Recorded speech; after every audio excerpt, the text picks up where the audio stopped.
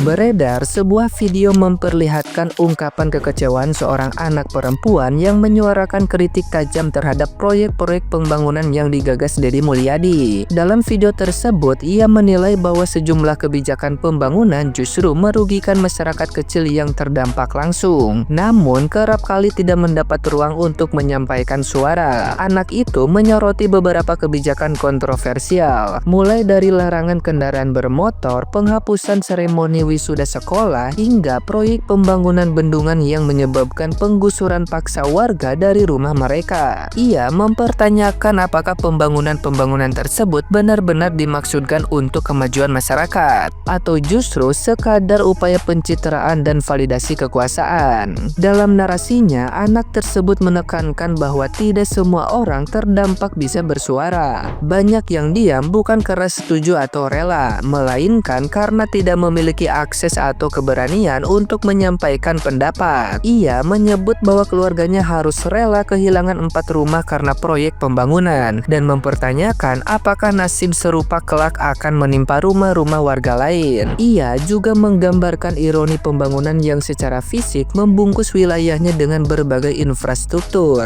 tapi secara emosional dan sosial justru meninggalkan rasa kehilangan dan ketidakadilan. Pesan penutup yang disampaikan sangat menyentuh. Masyarakat kecil hanya ingin dihargai sebagai manusia di tengah derap pesatnya pembangunan. Katanya pembangunan, tapi yang dikorbanin rakyat kecil. Proyek-proyek itu tuh diluncurin, mulai dari larangan motor, sekolah tanpa wisuda, bahkan bendungannya bikin warga terusir dari rumahnya. Katanya untuk rakyat, tapi kenapa justru rakyat kecil dikorbanin? Kadang gua tuh mikir, apa ini beneran untuk kemajuan? Atau cuma sekedar validasi aja, biar kelihatan beda, biar dicap hebat dari sebelum-sebelumnya. Gak semua orang tuh bisa teriak, jadi gue yang bersuara. Karena diam bukan berarti rela, dan ngomong bukan berarti ngelawan. Hari ini harga 4 rumah gue digusur. Mungkin besok bisa jadi rumah kalian digusur. Lihat nih.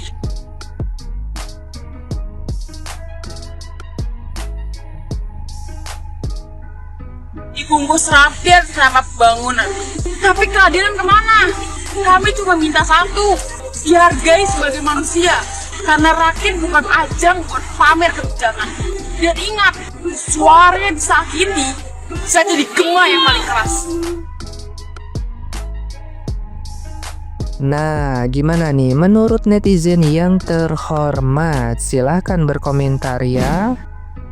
Maaf ya dek, bukan bermaksud tidak berempati. Apa kamu sudah tanya orang tua kamu, bangunan yang dibangun itu dari tanah siapa? Tanah milik pribadi? Apakah tanah milik orang lain? Nggak ada yang salah dari rakyat kita bersuara, tapi apa salahnya menyuarakan yang benar-benar haknya, jangan menyuarakan yang bukan haknya. Kalau kamu pikir tindakan Bapak Gubernur kita hanya untuk memvalidasi karena ketegasannya untuk mendapatkan hati rakyat, kamu salah banget deh. Jadi begini deh, sebelum adanya penggusuran pasti sudah ada analisa dulu, pengecekan terlebih dahulu mana yang hak pemerintah dan mana yang haknya rakyat. Perlu dipahami juga, rakyat sekarang butuh pemimpin yang tegas. Coba misalkan Bapak Gubernur tidak tegas, demi bangunan liar yang ada ditempatin, ya banyak warga yang kesulitan, banyak warga yang kena musibah. Apa Ade nggak ngerasa egois? Ade boleh kok bernarasi, tapi lebih tepatnya tahu diri.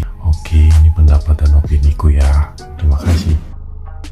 Warga, dia yang bikin video, gue yang malu, sumpah, beneran. Gue yang malu tahu, Neng.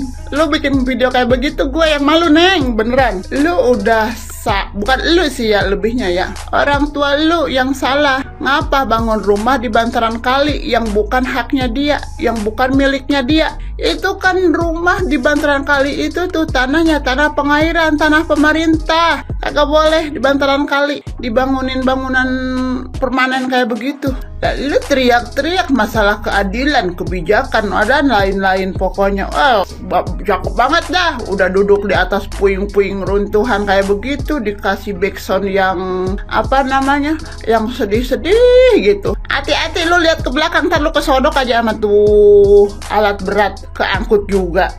Dengerin, yang lu harus pertanyakan, yang lu harus teriakin tuh emak bapak lu. Tanya, "Mak, ngapa sih gitu, Pak? Kita tinggal di bantaran kali. Ini bukannya tanah pemerintah." Lu tanya begitu. Tuh bapak lu, malu bisa ngebangun rumah di situ permanen, cakep. Ngapa tuh duit dipakai ngebangun di situ? Kenapa kagak dipakai beli tanah aja yang ketahuan tanah hak milik, yang kagak ada sengketanya? Baru nanti bangun tuh rumah. Atau enggak zaman sekarang kan udah banyak tuh. Dari zaman dulu juga udah banyak tuh perumahan-perumahan yang ketahuan hak miliknya tuh, sertifikat hak milik. Gitu.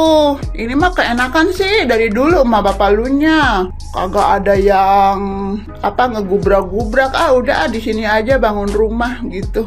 Taunya sekarang mulai ada pemimpin bagus tuh, ngegubrak-gubrak. Bukan ngapa-ngapa. Tuh bantaran kali dibangunin rumah, ngedampaknya apa? Bencana buat yang lain, pada kena kebanjiran gitu. Karena apa? Karena dibangun bangunan kayak begitu tuh, termasuk rumah lu itu, ngebikin bencana buat orang lain juga, jadi banjir. Emang lu kagak kebanjiran di situ? Gua tanya. Kalau lu kagak kebanjiran, lu harusnya kasihan no sama yang kena banjir, bukan malah teriak-teriak menegakkan keadilan dan lain-lain. Udah, kalau kata gua mah hapus videonya, hapus. Malu, udah salah teriak lagi, ngerasa jadi korban. Gua yakin Bapak Aing juga, Pak Bupati, Pak Ade Kunang juga itu udah memberikan solusi yang bagus kok. Tanya sama orang tua lu tuh, pasti dikasih solusi yang bagus, tidak asal gusur aja. Tanya dulu sebelum lu teriak. Hapus. Malu. Lu yang kayak begitu, Neng, gue yang malu beneran. Jadinya kagak ada simpatik jadinya kalau kayak gitu. Cari info dulu yang benar. Lu baru teriak-teriak meneriaki keadilan.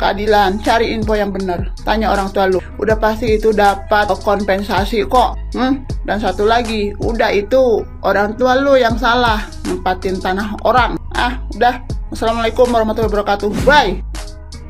Begini ya, saya meneruskan ucapan dari ini anak remaja yang dari Bekasi mungkin ya, yang sekarang ini ada pembongkaran di wilayah-wilayah mereka. Kenapa kalau kemarin waktu banjir besar berteriak-teriak banjir, sekarang ini Bapak Gubernur Jawa Barat itu sedang mengupayakan supaya daerah kalian itu nggak banjir lagi. Masa kok ada sungai yang atasnya dibangun gedung-gedung permanen, sungainya jadi menghambat, sampahnya di bawah sampai banyak begitu. Ya jelas Bapak Gubernur kepengennya masyarakat Jawa Barat itu tidak kena dampak musibah kayak banjir yang kemarin. Mungkin ini cara yang lebih sehat yang Bapak Gubernur lakukan itu udah mungkin lebih baik. Sekarang ini remaja dari Bekasi ngomongnya macam-macam. Coba Bapak Gubernur Jawa Barat gak mungkin ngebongkar kalau masyarakatnya tidak membuat ulah kayak sungai-sungai yang kemarin atasnya dibangun gedung-gedung yang permanen. Wajar nih sekarang ada pembongkaran.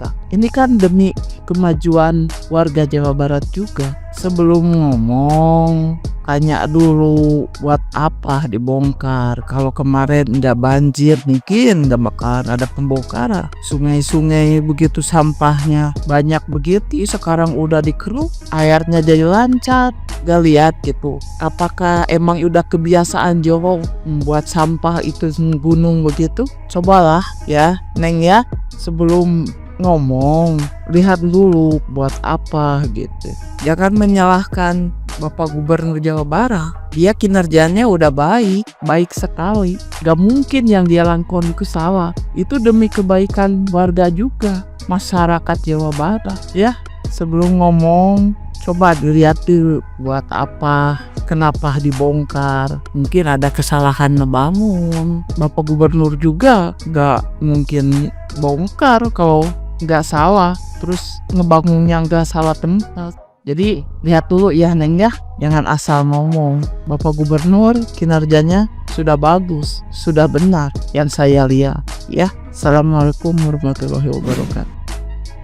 Itu kok bisa ya sungai dibeton dan pemerintah tuh diam aja. Kan nggak mungkin pemerintah itu nggak tahu. Ada RT RW di situ, ada lurah, ada kecamatan. Sungai sepanjang itu dibeton dan tidak ada orang yang menertibkan, menegur. Atau jangan-jangan pemerintah tahu tapi diam. Setelah banjir baru heboh. Itu sungai sudah kecil, makin kecil kan sungainya. Dibeton pula, gimana tuh air bisa ngalir dengan lancar. Belum lagi ditambah dengan masyarakat yang masih sering buang sampah ke sungai. Yang ada numpuk di bawah beton itu. Yang ada kalau hujan, airnya tuh meluap, banjir yang ada. Harusnya sungai itu dikeruk, dinormalisasi, biar kalau misalnya curah hujan sedang tinggi, sungai itu mampu menampung air hujan yang mengalir ke sungai. Ini yang ada malah di beton, ya makin sempit, daya tampungnya makin kecil. Belum lagi sampah-sampah yang numpuk. Kok gak kepikiran untuk pemerintah sebelumnya itu melakukan itu gitu? Kalau memang sudah terlanjur di beton waktu itu, kenapa gak langsung dibongkar? Kenapa nunggu banjir gede dulu baru dinormalisasi? Sungai dan bantarannya itu bukan buat pemukiman penduduk, bukan. Lagian kalau itu jembatan mana ada selebar itu ya. Itu mana namanya nutup kali di beton, dialih fungsikan. Pemerintah tuh memang harusnya tegas gitu loh. Kalau ada yang menyalahi aturan, ya ditegur, disanksi. Kalau sampai itu melakukan tindakan pidana, ya itu bisa dipidanakan, seret ke meja hukum gitu. Kayak Kang Deddy ini langsung gerak cepat, cari solusi. Apa masalahnya di masyarakat ini? Begini, cari solusinya. Jangan cuma diem aja di kantor, nggak ngapa-ngapain, terima laporan, beres.